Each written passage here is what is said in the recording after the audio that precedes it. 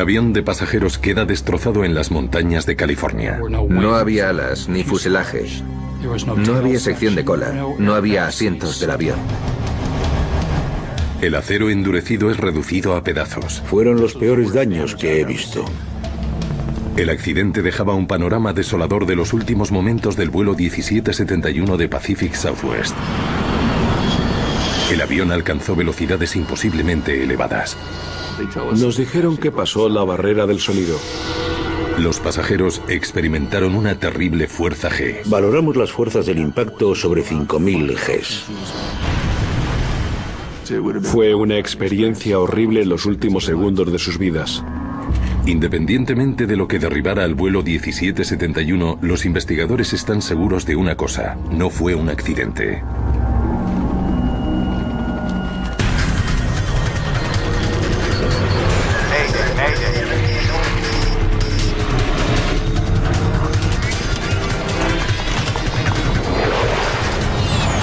Mayday, catástrofes aéreas. Esta es una historia real, se basa en informes oficiales y testimonios de testigos. Yo soy el problema.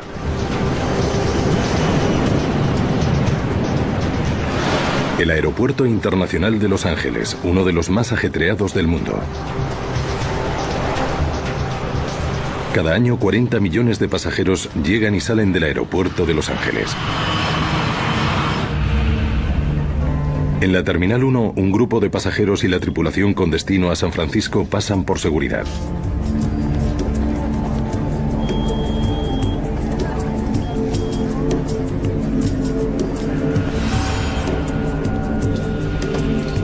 Poco después embarcan en el vuelo 1771 de Pacific Southwest Airlines.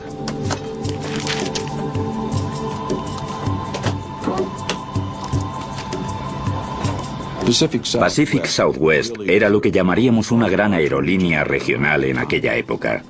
¿Me puede traer un whisky cuando vuelva? Daban servicio en casi 30 ciudades por todas partes, sobre todo en la parte oeste de Estados Unidos. El vuelo de Los Ángeles a San Francisco es uno de los más populares de Pacific Southwest, también conocida como PSA. Entre sus 38 pasajeros hay varios empleados de PSA, incluyendo al piloto jefe de la aerolínea. Es muy común que los empleados de una aerolínea viajen entre ciudades por trabajo, y así como muchas personas cogen el autobús para ir a trabajar, muchos empleados de aerolíneas cogen un avión para ir a trabajar. El capitán Greg Lindamood lleva volando con PSA 14 años. Es padre de 3 hijos y también un condecorado veterano combatiente. Frenos. Frenos listos. Flaps arriba. Spoilers replegados. El oficial de primera James Nunn lleva en la aerolínea desde la anterior primavera. También lleva miles de horas pasadas en la cabina de mandos.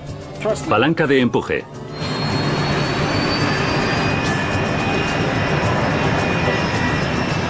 Hoy están pilotando un avión británico BAe 146 para trayectos cortos. Con unos silenciosos motores turboventilados, está diseñado para vuelos cortos por zonas densamente pobladas.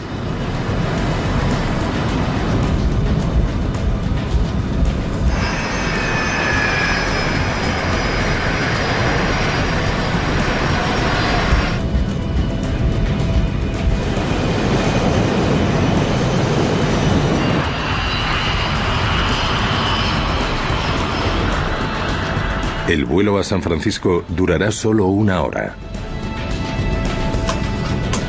¿Ya sabes lo que les vas a regalar a los críos por Navidad? Bueno, una Nintendo, y con lo que cuesta creo que podrán compartirla. ¿Queréis algo de beber? No, está bien, gracias. Vale, avisadme si cambiáis de opinión. El vuelo 1771 circula a 6.705 metros sobre el campo de California.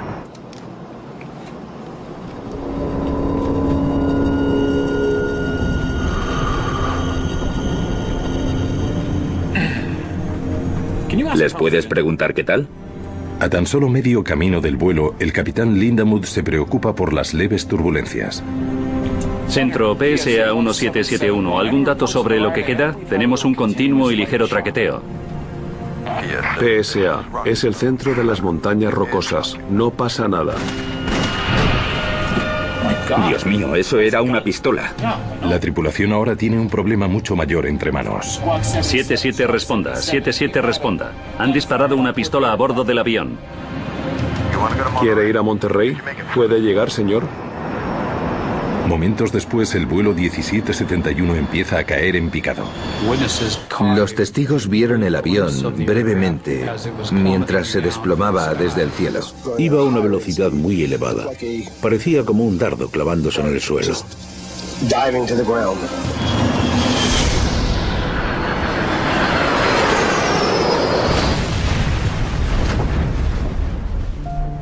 El vuelo 1771 choca contra una montaña aislada a 280 kilómetros al noroeste de Los Ángeles.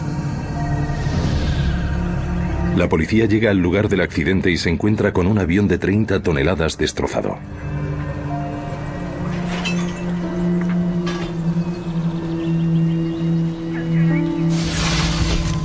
No había alas, no había fuselaje, no había sección de cola, no había asientos del avión. Solo había papeles, papeles por todas partes y un fuerte olor a combustible de aviación. El sheriff Steve Boltz no tarda mucho en llegar a una terrible conclusión. Nadie ha sobrevivido al impacto. Estuvimos haciendo una búsqueda frenética por todo este lejano pasto de vacas, en busca de supervivientes, y ni siquiera encontramos a los fallecidos, así que mucho menos a los que hubieran sobrevivido. La mayoría de los accidentes de aviones suceden en el despegue o en el aterrizaje. Un ángulo de impacto superficial a veces puede dejar secciones grandes del avión intactas, dando a los pasajeros y a la tripulación la oportunidad de sobrevivir. Las 43 personas a bordo del vuelo 1771 no tuvieron ninguna oportunidad. Este es uno de los peores desastres aéreos en la historia de California. Subid aquí, chicos. El día después del accidente, los investigadores tanto del Consejo de Seguridad del Transporte Nacional como del FBI acuden a la escena. ¿Habéis visto algo así alguna vez? Va a ser un día muy largo, chicos. Sabíamos que los controladores de tráfico aéreo habían oído disparos. 7-7 responda, 7-7 responda. Han disparado una pistola a bordo del avión. Si los testimonios de los disparos nos resultaban precisos, pensaríamos de inmediato que se trató de un crimen a bordo del avión, algo sobre lo que el FBI tenía más jurisdicción. Pero los testimonios podían no ser precisos. Los pilotos y controladores pudieron equivocarse. Aunque se especula ampliamente sobre la identidad de la persona que disparó, depende del NTSB determinar exactamente lo que pasó en el vuelo 1771.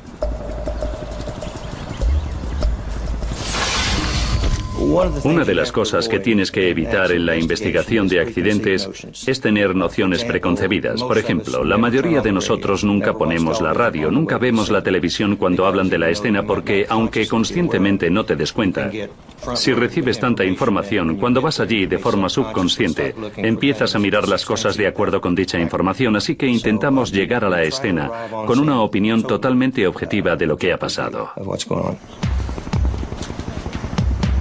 Mientras los investigadores del NTSB intentan determinar la causa del impacto, los agentes de policía tienen sus propias preguntas.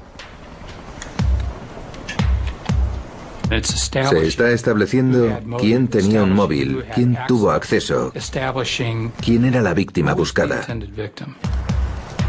Debe de estar en alguna parte ahí dentro. El FBI busca pruebas del crimen. El NTSB busca pistas sobre el impacto. Si pueden recuperar las cajas negras, podrían encontrar ambas cosas. Con la tremenda destrucción del avión, había cantidades muy limitadas de información que se podían recuperar entre los restos. En este momento, lo más importante es conseguir la grabadora de la cabina de mandos y dejarnos de especulaciones y ver qué hechos nos cuenta esa grabadora de la cabina. Las grabadoras del vuelo indican todo lo que pasa en el avión. Son muy importantes a la hora de reconstruir los hechos que hicieron que el avión se viniera abajo. El impacto es por aquí. Luego la cola. Deben de estar por alguna parte ahí dentro.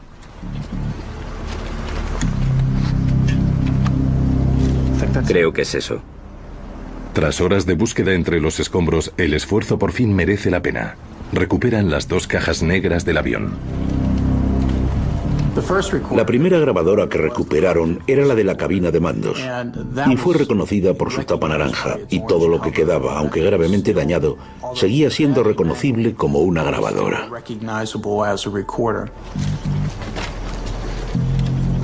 La segunda caja negra ha sufrido aún más daños. La información de vuelo grabada capta información crítica sobre la situación del avión. ¡Qué desastre! ¡Qué desastre! Estaba tan dañada que no era reconocible ni siquiera como una grabadora de datos de vuelo. Ambas grabadoras serán enviadas al laboratorio del NTSB en Washington. Aún no está claro si la información que contienen se puede recuperar. Sin ella, los investigadores puede que nunca sepan lo que le pasó al vuelo 1771.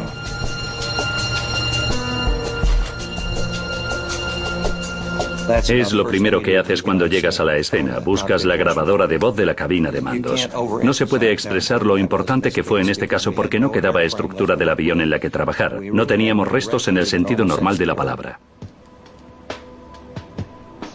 En el laboratorio del NTSB en Washington, Dennis Grossi examina la grabadora dañada de la cabina de mandos del vuelo 1771. La caja en sí estaba aplastada. Estaba doblada como si alguien la hubiera cogido y la hubiera aplastado así. Y era acero endurecido. Y valoramos la fuerza del impacto alrededor de las 5000 Gs, basándonos en la deformación del recinto del impacto. La grabadora, el avión y todo el mundo a bordo sufrió una fuerza de impacto 5000 veces superior a la fuerza de gravedad. Los mejores pilotos de cazabombarderos del mundo pueden soportar una fuerza sostenida de 9 Gs.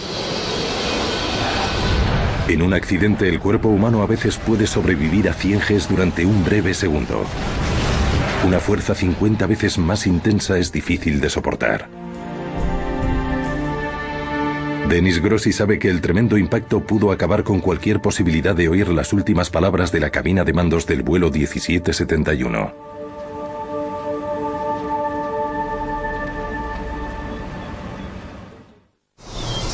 Ninguna investigación de accidentes es rutinaria, pero entre las piezas del rompecabezas del vuelo 1771, los investigadores están buscando algo muy diferente, quizás una pistola. Encontrar el arma podría ayudar al FBI a identificar quién pudo disparar a bordo del vuelo 1771. Pero para el NTSB, solo los disparos no explican el accidente.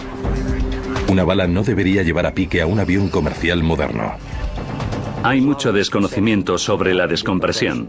Y sí, por ejemplo, un disparo podría derribar un avión, pero si simplemente se trata de un disparo por el fuselaje de la nave, la respuesta sería no. Hace falta un agujero mucho mayor en el fuselaje para que sea una descompresión explosiva, una clase de agujero que llevaría a uno de los desastres aéreos más letales de todos los tiempos. En 1974, una puerta de un avión de carga defectuosa salió volando del vuelo 981 de Turkish Airlines. La descompresión causó que el suelo de la cabina se hundiera, dañando los cables de control de vuelo. El accidente se saldó con la vida de los 346 pasajeros a bordo. El avión normalmente no caería por un disparo de bala sin más implicaciones. No sería suficiente para causar una descompresión positiva, que es lo que suele pasar cuando un avión se viene abajo. Si un disparo no hizo que se desplomara el avión, los investigadores necesitan averiguar qué fue. En el laboratorio del NTSB en Washington trabajan por recuperar las grabaciones de la cabina de mandos del vuelo 1771 y han logrado un sorprendente resultado. A pesar de las tremendas fuerzas del impacto, la cinta de audio sigue intacta. Muy bien, vamos a escucharlo. Los primeros 28 minutos de cinta revelan un vuelo rutinario. Una Nintendo. La tripulación intentaba averiguar cuándo terminarían las turbulencias por las que estaban pasando. ¿Les puedes preguntar qué tal? Centro PSA 1771. ¿Algún dato sobre lo que queda? Tenemos un continuo y ligero traqueteo. PSA, es el centro de las montañas rocosas. No pasa nada. Oímos hablar a la tripulación del vuelo, hacer los procedimientos normales. Pero en los últimos 2 minutos, los acontecimientos dan un giro escalofriante. Ha sonado como un disparo. Y entonces, de repente, escucharon y escuchamos la grabación del disparo. La cinta confirma que los pilotos han contado 2 disparos. Dios, eso era una pistola. Sí, lo sé. 77, responda. 77, responda. Han disparado una pistola a bordo del avión. Fue un momento muy aleccionador porque nos dimos cuenta de que estábamos escuchando a 2 personas comunicándose entre sí. Al piloto y al copiloto en un vuelo rutinario que, de repente, dejó de serlo. Fue algo que nadie puede olvidar fácilmente. Los investigadores escuchan mientras la situación cada vez se vuelve más perturbadora. Se oyó abrirse la puerta de la cabina de mandos y una voz femenina, supuestamente de la azafata, que dijo en un tono muy alarmante: Tenemos un problema, capitán. Y escuchamos una voz masculina que se supone que era la del capitán diciendo cuál era la naturaleza del problema. ¿Cuál es el problema? Yo soy el problema. Los investigadores ahora saben con seguridad que el asesino fue un hombre y que él disparó a la tripulación. Siempre sorprende cuando oyes algo así, cuando oyes cómo se comete un asesinato. Como investigadores de accidentes no solemos oírlo. Era una grabación muy poco habitual. La azafata y ambos pilotos son disparados. Van 5 disparos de momento. Y entonces oímos cerrarse de nuevo la puerta de la cabina y otro disparo final, el 6º. Antes de que acabe la cinta, escuchan un último sonido siniestro. El avión cae en picado. Los motores están sobrecalentándose. En 5 segundos llegamos a lo que se llama ruido de parabrisas. En otras palabras, se notaba que el avión estaba acelerando. Ese ruido aumentó de tono. Nos enteramos, por supuesto, de que iba a estrellarse en ese momento. 65 segundos después del asesinato de su tripulación, el vuelo 1771 se choca contra las montañas de California. Nos ayudó a entender qué estábamos investigando, la crueldad del crimen que estábamos investigando. Las grabaciones cambian el papel del NTSB en el caso. Dime si puedo ayudar. Esto solo confirmaba que no fue un accidente, que en realidad fue un crimen y que el FBI tenía que tomar las riendas de la investigación de aquí en adelante. El FBI sabía perfectamente cómo investigar un crimen, pero no tiene por qué saber cómo investigar un accidente aéreo, así que también seguimos adelante con nuestros procedimientos de investigación habituales y le pasamos esa información al FBI. El FBI está investigando un asesinato, pero resolverlo es ahora una de sus prioridades. ¿Cuál es el problema? Yo soy el problema. La grabación destacaba otro problema apremiante. De algún modo, alguien consiguió subir una pistola a ese avión. Un arma fue introducida en el aeropuerto de Los Ángeles, uno de los aeropuertos más ajetreados del mundo. Los investigadores se preguntan cómo pudo la persona que disparó evadir la seguridad del aeropuerto. Vamos a averiguar cómo subió ese tipo al avión, ¿de acuerdo? Si el FBI no encuentra la respuesta pronto, podría haber más vidas en peligro. 2 días después del desplome del vuelo 1771, los investigadores siguen peinando la zona de los restos en busca de pruebas que raramente suelen aparecer: el arma homicida. Ese es un conducto hidráulico, probablemente del tren principal. La búsqueda de la pistola fue muy frustrante porque desempeñaba un papel importante en lo ocurrido. Necesitábamos saber con seguridad si la pistola estaba ahí. Teníamos sospechas de que había una pistola involucrada. No sabíamos si lo conseguiríamos porque el campo de escombros era muy extenso y el impacto había reducido el avión a muchísimos pedazos. Mientras continúa la búsqueda de la pistola en California, los investigadores del NTSB en Washington intentan determinar qué causó que el vuelo 1771 cayera en picado repentinamente después de que la tripulación fuera disparada. Dennis Grossi cree que la respuesta puede residir en los pedazos de la grabadora de datos del vuelo. La recámara interna que tenía la cinta era la única parte que se pudo recuperar. El resto no se recuperó. Peor aún, casi toda la cinta tenía información que no se oía. Se salió de la máquina al impactar contra el suelo. Eran los peores daños que he visto. Grossi examina una parte crítica de la grabadora. La cinta indica que quedan datos en la cinta magnética. Encuentra un trozo de cinta diminuto que ha sobrevivido.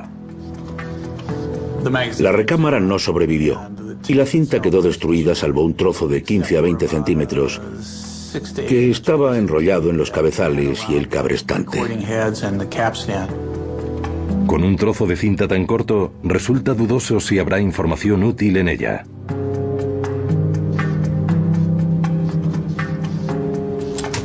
Nos esforzamos mucho por intentar conseguir toda la información que pudiéramos de este pequeño trozo de cinta. Los investigadores en California finalmente descubren lo que estaban buscando: el cañón de una pistola. La pistola fue encontrada por uno de los agentes del FBI en medio de donde impactó el avión. Tuvimos muchísima suerte de encontrar la pistola. Fue un golpe de suerte increíble. No es una pistola cualquiera, es una Magnum del calibre 44. El Magnum del calibre 44 estaba considerado como el revólver más potente que se podía tener. Pero solo el cañón no era suficiente. Necesitaban el resto del arma.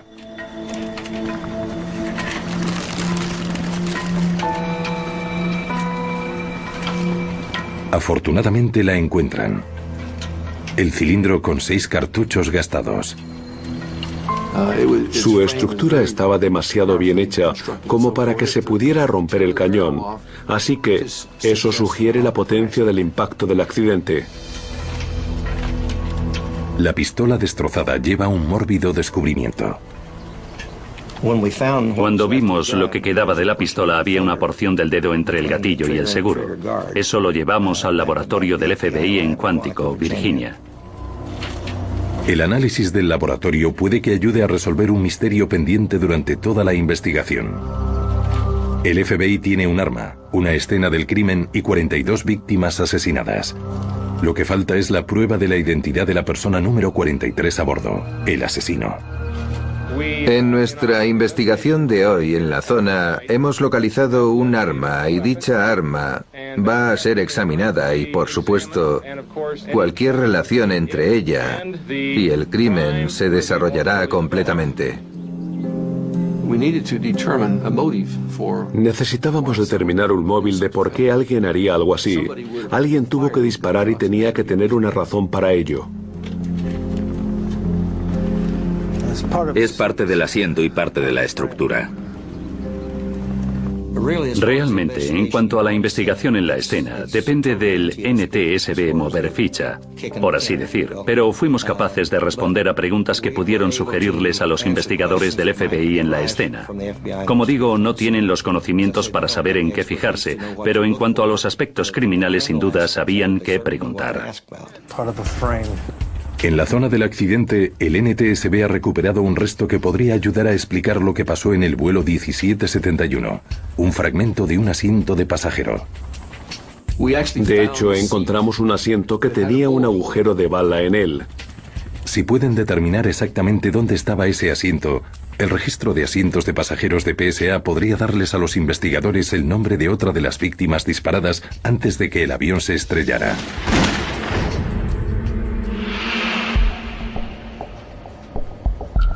Dennis Grossi ha hecho todo lo posible por recuperar datos del pequeño fragmento de cinta recuperado de la grabadora del vuelo.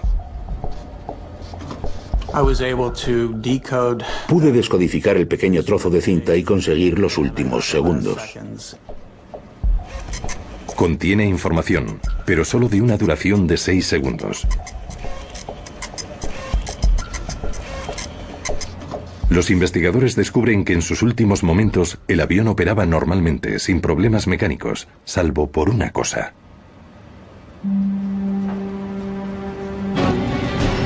Alguien había empujado la columna de mandos hacia adelante, obligando al avión a ir hacia abajo en picado. El avión aceleró hasta la velocidad del sonido. Eso desde los 6.705 metros a velocidad de crucero en los 4 motores. Los investigadores ahora entienden por qué solo se encontraron trozos muy pequeños en la zona del accidente. Cuando el avión impactó a una velocidad tan elevada, en el impacto comprimió la tierra y luego soltó todo por un agujero.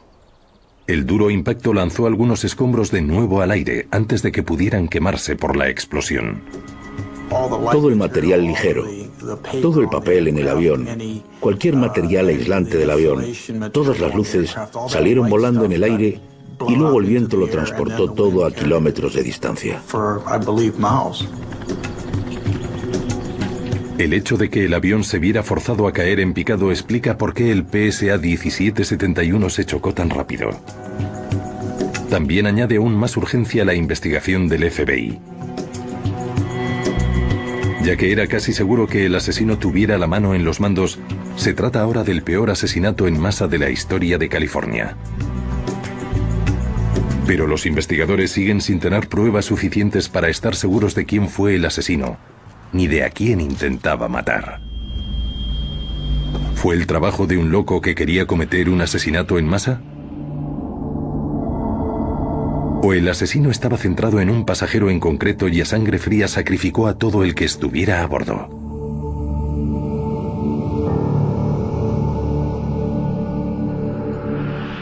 La investigación del FBI sobre el tiroteo a bordo y el impacto letal del vuelo 1771 PSA ha descubierto un fallo en la seguridad en el aeropuerto de Los Ángeles. Puede que esto explique cómo fue introducida una pistola en el avión. Cualquier persona que estuviera en el aeropuerto pudo eludir el monitor de seguridad por el que pasaban. El agente Bretzing descubre que los empleados de la aerolínea con identificaciones válidas pueden saltarse la seguridad en el aeropuerto de Los Ángeles. Lo que pusieron fue un paso para los miembros de la tripulación y empleados del aeropuerto. De hecho, cualquiera que tuviera la placa apropiada. Se enseñaba la placa y te dejaban saltarte el detector de metales y la unidad de rayos X. Fue un gran fallo.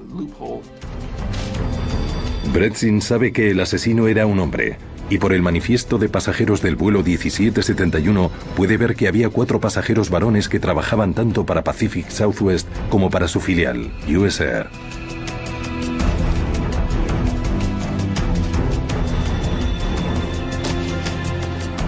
Es uno de estos hombres.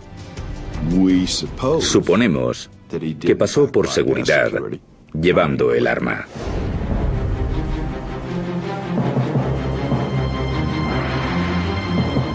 Los investigadores tienen que demostrar de manera concluyente quién introdujo la pistola a bordo. En el laboratorio del FBI, los especialistas forenses analizan el trozo de piel encontrado en el seguro del gatillo. Un técnico es capaz de conseguir una huella dactilar del fragmento de piel. En busca de una coincidencia, compara la huella con las del archivo de los 4 pasajeros varones que pudieron librarse de pasar por seguridad, y encuentra una coincidencia.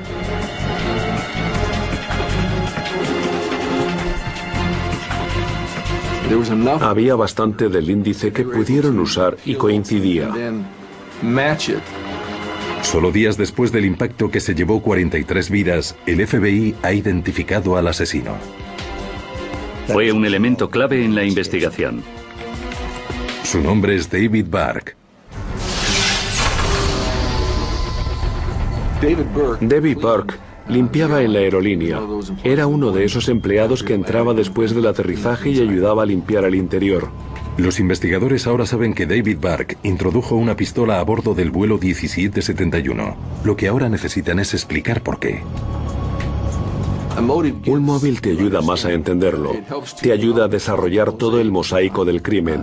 Saber el móvil te ayuda a poder determinar de manera concluyente lo que ocurrió. El tercer día en la zona del accidente. Aún rastreando los restos del avión, los investigadores descubren una prueba extraña pero reveladora. Una que señala directamente al móvil tras el crimen de David Burke.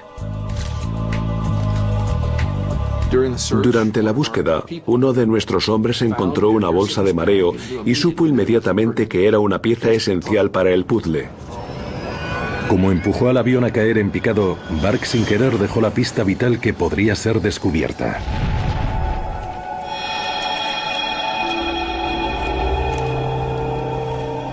La bolsa de mareo tenía un mensaje muy claro en ella.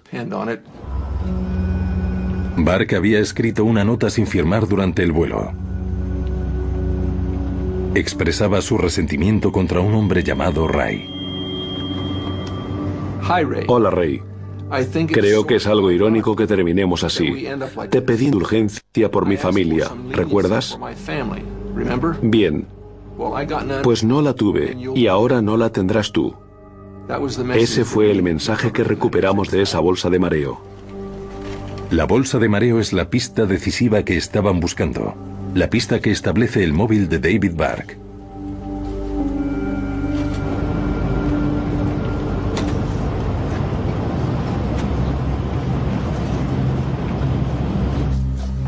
El tal Ray de la nota es identificado como el jefe de estación de la aerolínea, Ray Thompson. Trabajaba para la filial de PSA y US Air. También era el antiguo jefe de David Bark. Ray Thompson era el supervisor. Por ahora, Bretzing también había descubierto que Bark tenía una historia problemática, tanto con la compañía como con la ley. Bark había trabajado para USAID 14 años, la mayoría de ellos en el aeropuerto de Rochester, Nueva York. Había sospechas de actividad criminal cuando estuvo en Rochester. Bark era alguien al que habían observado atentamente por tráfico de drogas y robo. Las sospechas de que Bark traficara con cocaína en vuelos comerciales nunca fueron probadas. Bueno, básicamente por lo visto iba un paso por delante de nosotros, pero lo principal es que no fue acusado. Se mudó a la costa oeste supuestamente para escapar de la polémica, por así decir. Pero 3 semanas antes del impacto, Bark se metió en más problemas.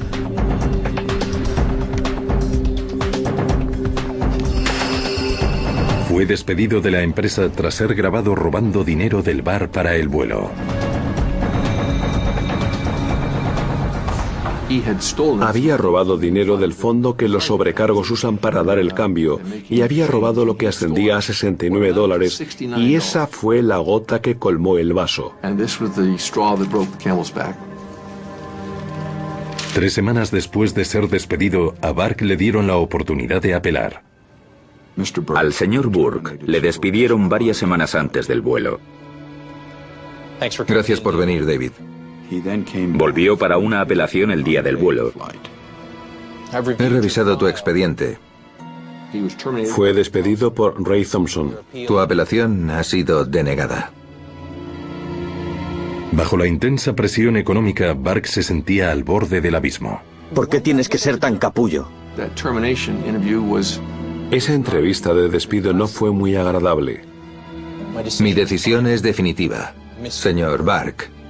Gracias. Muchas gracias. Y al salir del despacho de Thompson, Bark hizo una observación que suscitaba planes de venganza. La secretaria le dijo a David que tengas un buen día y David Bark, el sospechoso, se paró en la puerta, se giró hacia ella y dijo: Pienso tener muy buen día. Cuando fue despedido seguía teniendo sus credenciales. Hay que recordar que fue en 1987. La seguridad era muy diferente a como es ahora mismo. ¿Qué tienes ahí? Los investigadores ahora saben que en los días previos al accidente, David Bark pasó de ser un ex empleado dolido a un asesino planificador y de sangre fría. Ahora tienen que averiguar todo lo que puedan sobre sus movimientos el día del accidente. ¿Qué me puede decir sobre David Bark? Tras su reunión con Thompson, fue a su taquilla, seguramente para coger la pistola. Pero fue a su taquilla el día del vuelo antes de la salida. Si la cogió de la taquilla o no, no lo sabemos. En vez de volver al despacho, Bark decidió comprar un billete para el vuelo 1771, un vuelo en el que sabía que iría Ray Thompson. Ray Thompson vivía en San Francisco y volaba regularmente en ese vuelo para volver a San Francisco al final del día. Era bien sabido entre todos los empleados que Ray Thompson estaría en ese vuelo. ¿Por qué Burke optó por matar a tantas otras personas junto a su antiguo jefe? Es una pregunta que desafía cualquier explicación racional. Una persona normal no actuaría con la rabia y la venganza que tuvo que consumir a David Burke antes de este acto. Uno solo puede imaginar que debía de pasarle algo más a David Burke. Decidió tomárselo como un acto de venganza contra la compañía. Y no sé si hay otra motivación que podamos encontrar. Queda claro que el ataque de Burke en el vuelo 1771 estuvo meticulosamente planeado. Pero cómo se desarrollaron exactamente los acontecimientos una vez que empezó su matanza sigue sin estar claro.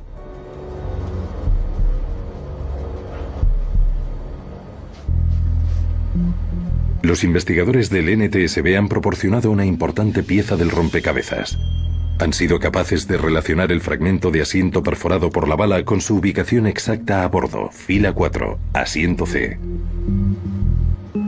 Los expedientes muestran que en el vuelo 1771 ese asiento estaba libre. Pero el asiento justo delante de ese asiento vacío estaba ocupado por Ray Thompson.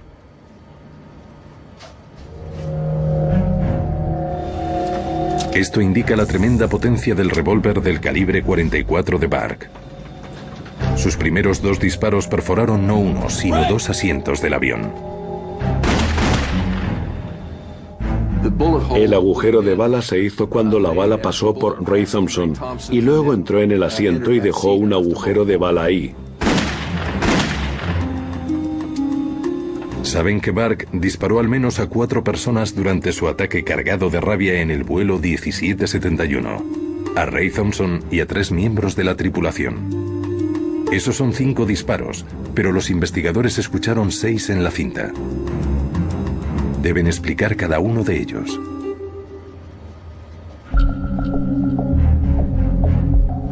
Los sonidos de los disparos fueron recogidos por un micrófono en la cabina de mandos. Al comparar el sonido de cada disparo, los investigadores determinan si se dispararon en la cabina de mandos o de los pasajeros.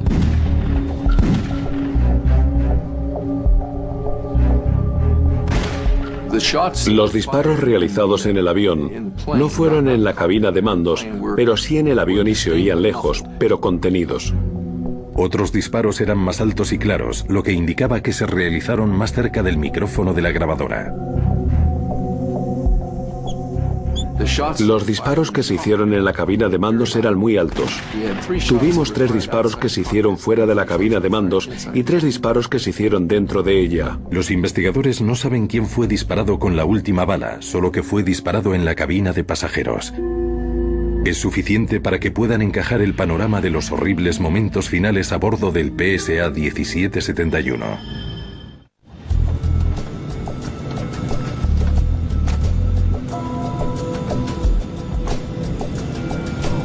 ¿Qué narices? ¿Te puedes imaginar lo que Ray Thompson debió de pensar cuando esta persona, a la que acababa de despedir hacía unas horas, pasa ante él? Le da esta nota y luego se mete en el lavabo y lee esta nota con este mensaje tan siniestro.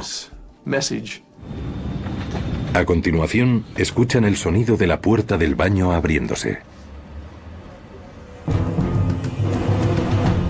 Entonces, asumimos que le dio la nota a Ray. Entró en el baño donde sacó la pistola, volvió a salir. Oímos la puerta cerrarse de nuevo justo antes de los disparos. ¡Ray! Ray Thompson probablemente tenga la muerte más piadosa de todas las de ese avión. En menos de un minuto, un vuelo rutinario se convierte en una pesadilla. Tenemos un problema, capitán. ¿Cuál es el problema? Tuvo mucho cuidado. Había planeado esto bien y creemos que siguió dicho plan. Yo soy el problema.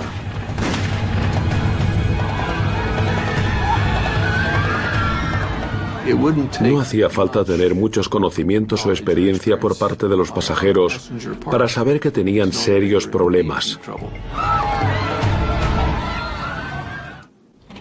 Tenemos un problema, capitán. Tras disparar a su antiguo jefe y a 3 miembros de la tripulación, David Burke empuja al vuelo 1771 a estrellarse y sale de la cabina de mandos. El piloto jefe de la aerolínea ahora era la única persona a bordo que podía evitar que el avión se estrellara.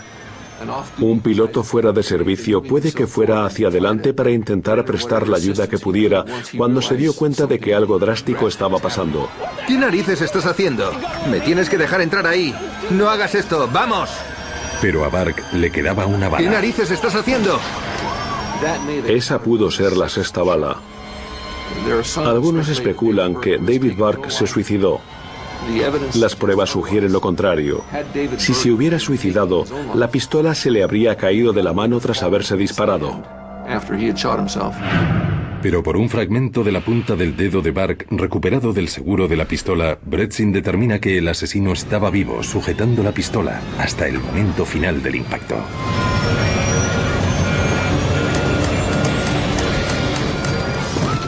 Las alarmas sonaron en la cabina de mandos. Hubo un aumento del ruido del avión al desplomarse y justo antes del impacto se volvió silencioso. Nos dicen que de hecho superó la barrera del sonido. Por supuesto, debió de ser una experiencia terrible, los últimos segundos de sus vidas. La rabia de un hombre significó 2 minutos de puro terror para 42 personas.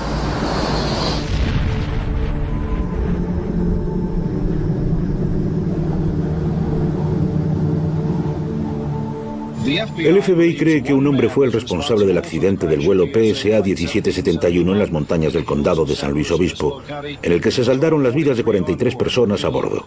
Con todas las pruebas que recuperamos, tenemos más que suficiente para acusar a David Burke de violación del Estatuto de Piratería Aérea.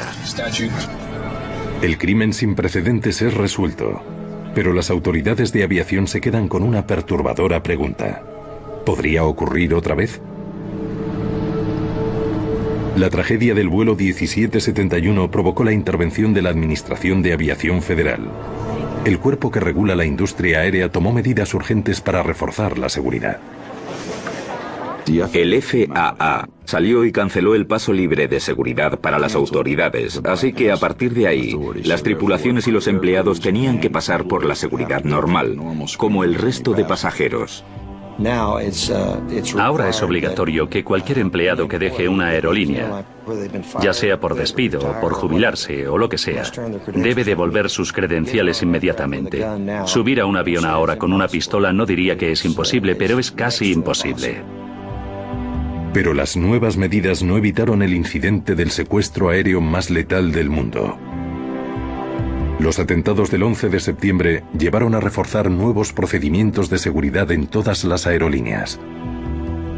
Tras el 11 de septiembre se llenaron algunos vacíos de seguridad existentes. Ahora hay agentes federales aéreos a bordo de muchos vuelos domésticos estadounidenses. Son oficiales armados en vuelos con ropa de paisano.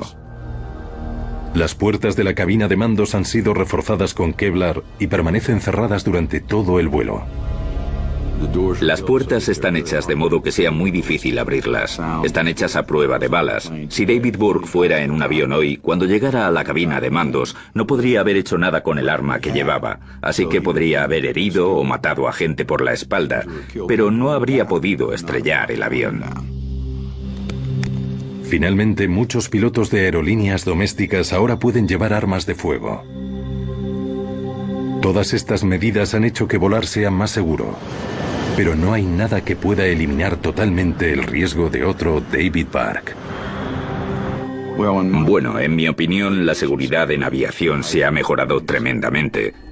Pero seguimos teniendo mucho por hacer, y la aviación siempre será un objetivo.